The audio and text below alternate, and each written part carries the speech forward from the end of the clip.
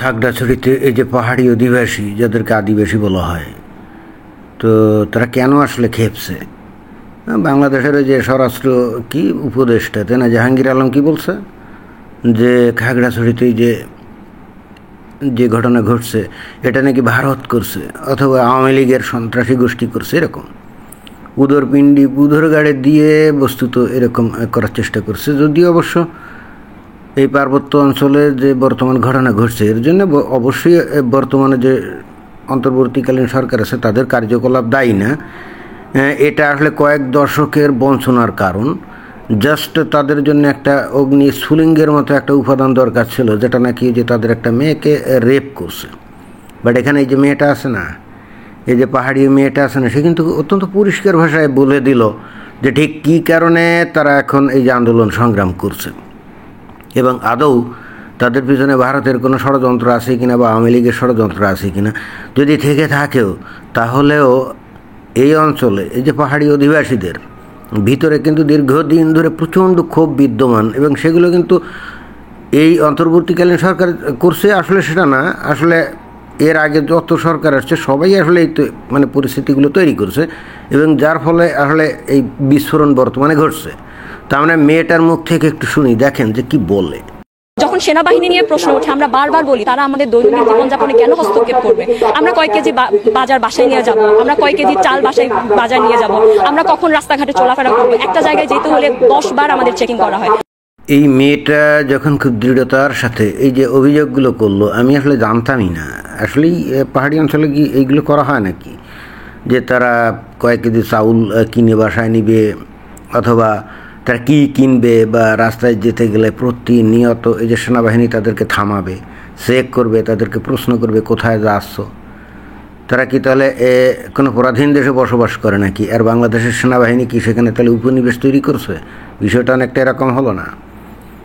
তো এরকম যদি পরিস্থিতি ঘটে তাহলে স্বাভাবিকভাবে তাদের মনের মধ্যে তো প্রচণ্ড রকম বিক্ষোভ তৈরি হতেই পারে, প্রচণ্ড রকমভাবে তাদের মধ্যে প্রতিহিংসা তৈরি হতেই পারে এবং সেই ক্ষেত্রে তারা যদি কোনো একটা পর্যায়ে এসে যদি হাতে অস্ত্র তুলে নিয়ে সশস্ত্র বিপ্লব বা বিদ্রোহ ঘোষণা করে, বিচ্ছিন্নতাবাদী আন্দোলনে এর সূত্রপাত করে, তাহলে তো এদেরকে দৌড় দেওয়া যাবে না।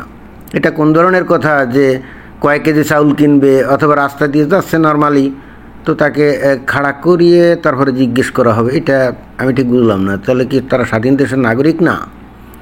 যদি সেরকমই বাংলাদেশের সরকার মনে করে যে তারা স্বাধীন দেশের নাগরিক না এবং এই যে আচরণেরগুলোর যে কথা বলা হলো এটাই যদি সত্য হয় তাহলে তো স্পষ্টতই বোঝা যাচ্ছে যে তারা স্বাধীন দেশের নাগরিক না, তাই না? আমাদেরকে কেন এভাবে সন্ত্রাসী ভাবে পরিচয় করে দেওয়া হয় সবার সামনে? সমতলের একটা মানুষ বাকি 61টি জেলায় যেভাবে একদম নিরবিচ্ছিন্ন ভাবে কোনো সমস্যা ছাড়া যেভাবে চলাফেরা করতে পারে, আমরা পাহাড়ের মানুষরা কেন বিচ্ছিন্নতাবাদী ট্যাগ দিয়ে আমাদেরকে এভাবে বন্দী করা হয়? খুব দৃঢ়তার সাথে এবং খুব পরিষ্কারভাবে সে কিন্তু বলে দিল আসল সমস্যা।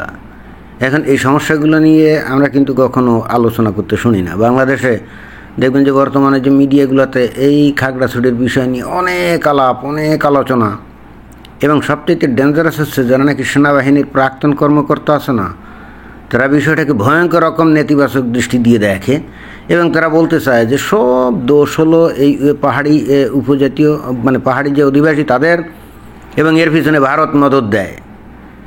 আচ্ছা ঠিক আছে, যদি তর্কের খাতিরে ধরি যে ভারত মদদ দেয় সেটা নিয়ে একটু পরে আলাপ হবে, বাট এই মেয়েটা যে কথাগুলো বললো এগুলো কি ভুয়া, মিথ্যা? মোটেও না। এবং যদি এটাই সত্য হয় যে তারা কয়েক কেজি চাউল কিনবে, কোথায় যাবে, রাস্তায় রাস্তায় তাদেরকে থামানো হয়, চেক করা হয়, তাহলে তারা কিন্তু অপমানিত বোধ করবে এবং অবশ্যই মনে করবে যে তারা বাংলাদেশের স্বাধীন নাগরিক না, তাই না? এবং সে কি বলল যে ওখানে যে বাঙালি যারা আছে অর্থাৎ সেটেলার যারা আছে তারা দিব্যি ঘুরে বেড়াচ্ছে স্বাধীনভাবে, তাদেরকে কিন্তু কেউ রাস্তায় দাঁড়া করাচ্ছে না। তারা কি কিনতেছে, কয়েক কেজি চাল কিনলে এটা নিয়ে কিন্তু প্রশ্ন করা হচ্ছে না। তো চিন্তা করে দেখেন যে এই দশকের পর দশক ধরে বাংলাদেশের যে শাসক গোষ্ঠী আসছে এই পাহাড়ি জনগোষ্ঠীর সংখ্যা কমানোর জন্যে বাংলাদেশের বিভিন্ন প্রান্ত থেকে লোকজন নিয়ে ওখানে সেটেল ডাউন করেছে, যাদেরকে বলা হয় সেটেলার, রাইট? আসলে সেটেলার কি মুমিন মুসলমান, তারাই তো ওখানে গেছে, তাই না? গিয়ে তারা যে ভয়ঙ্কর কাজটা করছে আমরা তো জানি যে এই পাহাড়ি জনগোষ্ঠী এরা নানা রকম ধর্মে এবং সংস্কৃতি এদের আছে যেটা নাকি ইসলাম বিরোধী। এখন ওই জায়গায় যারা গেছে আর কি, সেটেল ডাউন করছে, তারা তো সব মুমিন মুসলমান। তো স্বাভাবিকভাবে তাদের কাছে এই পাহাড়ি যে জনগোষ্ঠী, তাদের সাংস্কৃতিক কর্মকাণ্ড, তাদের ধর্ম, এগুলো তো তাদের কাছে ভয়ঙ্কর রকমভাবে হারাম। এবং এই জন্য এরা খুব কায়দা করে একটা কাজ করে, যেটা আমি শুনছি, যে এরা নানাভাবে এই পাহাড়ি যে সমস্ত জনগোষ্ঠীর মেয়ে আছে সুন্দরী, এগুলোকে পটিয়ে পটিয়ে তারা কিন্তু ভাগিয়ে নিয়ে আসে, তারপরে বিয়ে করে তাদেরকে মুসলমান বানায়। এটা কিন্তু ভয়ঙ্কর একটা প্রবণতা। তো এখন এই পাহাড়ি এই সহজ সরল লোকগুলা, এইগুলো অতীতে হয়তো এই জিনিসগুলোকে এত মানে জটিলভাবে দেখতো না, হালকাভাবেই হয়তো দেখতো, কিন্তু একটা পর্যায়ে এইগুলোই তো হয়েছে। এবং নট অনলি দ্যাট, যে ঘটনা আমি শুনছি, ওখানে অতীতে যখন ব্যাপকভাবে সেনাবাহিনী ডিপ্লয়েড ছিল, তারা নাকি প্রতিনিয়ত ওখানে সুন্দরী মেয়েগুলোকে এনে রেপ করতো। এরা কিন্তু বলছে, আমি জানি না এটা সত্য কিনা, বাট এরকমই। ওই যে এখানে যে সমস্ত বিদেশি এনজিও আছে, তারা এখানে যে করছে, নেদারল্যান্ডসের কোনো একটা এনজিও নাকি অনেক দিন ধরে এখানে কাজ করতো, তারা এখানে মানবাধিকার কীভাবে লঙ্ঘন টঙ্ঘন হয় এ বিষয়ে তারা তথ্য তালাশ করছে, জরিপ করছে, এবং তারা খুব অদ্ভুত একটা বক্তব্য পেয়েছে এই পাহাড়ি জনগোষ্ঠীর কাছ থেকে। এবং একই সঙ্গে মিলিটারি অফিসিয়াল যারা, তাদের কাছ থেকেও তারা এই অদ্ভুত একটা স্টেটমেন্ট বা ন্যারেটিভ তারা পেয়েছে। সেটা কি? অর্থাৎ সেনাবাহিনীর অফিসাররা বলছে ওই পাহাড়ি মেয়েগুলা সুন্দরী, দেখতে বেশ আকর্ষণীয়, বুঝছেন? তাহলেই বোঝা যায় ঘটনা কি। এবং প্রাক্তন যে সমস্ত সেনা সদস্য দেখলাম যে এই পাহাড়িদের ব্যাপারে এই ধরনের মতামতই জ্ঞাপন করে, এবং তারা বলতে চায় যে ওখানে আরও বেশি সেনা করতে হবে, ডিপ্লয় করতে হবে। সে কাহিনী এখানে একটা চুক্তি করেছিল না, কি জানি শান্তি চুক্তি, এরপরে তো ওখানে সেনাবাহিনী 4 ভাগের 3 ভাগই চলে আসছে, তাই না? তো প্রাক্তন যারা সৈন্য না অফিসার, তারা দেখলাম যে এটার ঘোরতর বিরোধী। অর্থাৎ ওখানে সেনাবাহিনীর লোকজন থাকবে আর ওই সুন্দর সুন্দরী মেয়েগুলোকে এনে ভোগ করবে গণিমত মালের মতো, তাই না? তো এই সুযোগ যেহেতু এখন হচ্ছে না, এই জন্য তারা ভীষণভাবে ক্ষুব্ধ।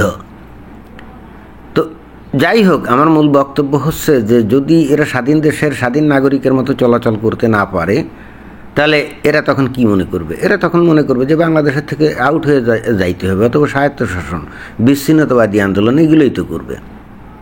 এবং যখন কোনো দেশের কোনো একটা নাগরিক গোষ্ঠীর মধ্যে এই ধরনের চিন্তা চেতনা কাজ করে, আন্তর্জাতিক প্রেক্ষাপটে, ভূ রাজনৈতিক প্রেক্ষাপটে অন্য দেশটা সুযোগ নেবে, তাই না?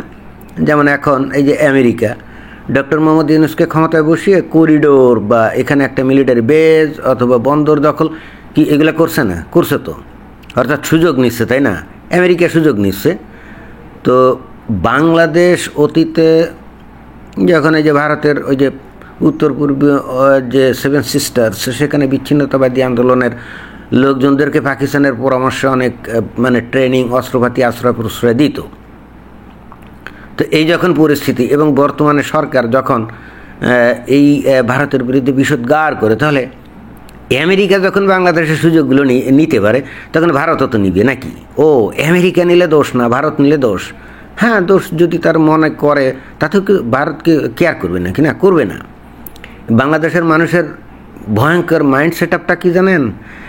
পাকিস্তান এসে সুযোগ নিবে, তাতে বাংলাদেশের স্বাধীনতা সার্বভৌমত্ব নষ্ট হয় না। আমেরিকা এসে সুযোগ সুবিধা নিবে, তাতেও বাংলাদেশের স্বাধীনতা সার্বভৌমত্ব নষ্ট হয় না। ভারত যদি কোনো কিছু করে, তাতে বাংলাদেশের স্বাধীনতা সার্বভৌমত্ব শেষ হয়ে যায়। কিন্তু ভারত যদি এই কাজটা করে, কেন করে? সেটা তো বাংলাদেশের কারণে করে, তাই না? এমন তো না যে ভারত ইচ্ছাকৃতভাবে করে। ভারত তো একটা শান্তিপ্রিয় গণতান্ত্রিক দেশ, তাদের আইডিওলজি কিন্তু অ্যাগ্রেসিভ না, সেটাও বুঝতে হবে। এখন এই যে বর্তমানে অন্তর্বর্তীকালীন সরকার আছে, সামনে ইলেকশন টান হবে, কিন্তু আমরা যেটা দেখি যে দীর্ঘদিন ধরে আওয়ামী লীগের উপরে ভারতের নির্ভরশীলতা বা তাদের প্রতি সমর্থন। কেন? বিএনপিকে কেন তারা বিশ্বাস করে না? কারণ 2001 সাল থেকে 2006 সাল পর্যন্ত বিএনপি যখন ক্ষমতায় ছিল, তখন কী করেছিল? 10 ট্রাক অস্ত্র, এটা তো ধরা পড়ছিল ওই যে আসামের উলফাদের কাছে পাঠাবে, তাই না? আর কত ট্রাক অস্ত্র যে ধরা পড়ে না, তার তো কোনো ইয়ত্তা নেই। তো ভারতীয় গোয়েন্দা সংস্থা কি এগুলো জানে না? জানে তো। তারপরে যে তামাবিল অঞ্চলে এবং ওই সমস্ত অঞ্চলে এই যে আসামের যে উলফা গোষ্ঠীর ঘাটিমাটি ছিল, এখানে এটা কেউ অস্বীকার করতে পারবে? এগুলো কিন্তু ছিল, এমন না যে ছিল না। তো এই যখন বাংলাদেশের অবস্থা, এবং এই যে কাজগুলো করতো কাদের প্ররোচনায়? পাকিস্তানের ISI এর প্ররোচনায়। তো ভারত যখন জানে যে এই বিএনপি এই কাজগুলো করছিল বা করে, তখন কিভাবে বিএনপির উপরে সে আস্থা রাখবে? এখন অনেকে বলবে বাংলাদেশে কে বা কারা ক্ষমতায় থাকবে, এটা কি ভারতের উপরে নির্ভর করবে নাকি? ভালো কথা। তো বাংলাদেশে এখন যে অন্তর্বর্তীকালীন সরকার প্রতিষ্ঠিত হয়েছে, এটা কাদের প্ররোচনায়, কাদের মদতে, কাদের ম্যাটিকুলাস প্ল্যানে? আমেরিকার।